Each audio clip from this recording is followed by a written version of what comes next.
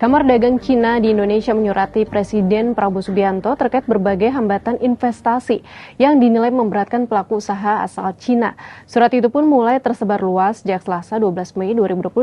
Lantas bagaimana respons Menteri Keuangan Purbayudi Sadewa terkait hal ini dan apa saja hambatan dimaksud dalam surat itu?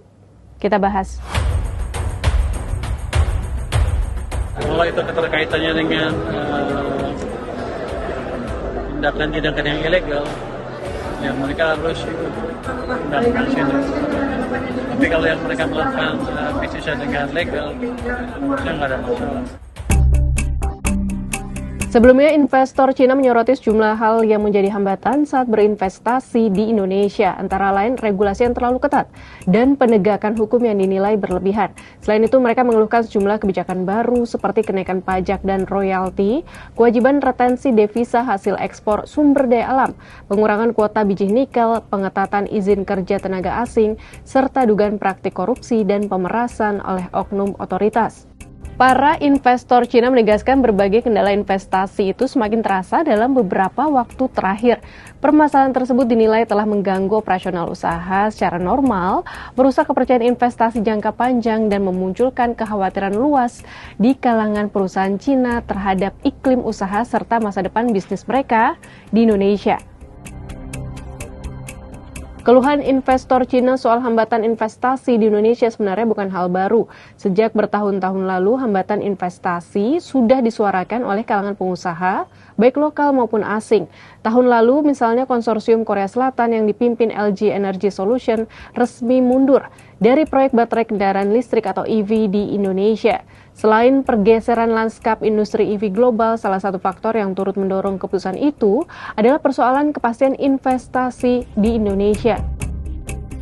Terkait dugaan pemerasan oleh oknum otoritas, hasil investigasi harian Kompas pada pertengahan Maret 2025 menemukan sejumlah hambatan serius di Indonesia.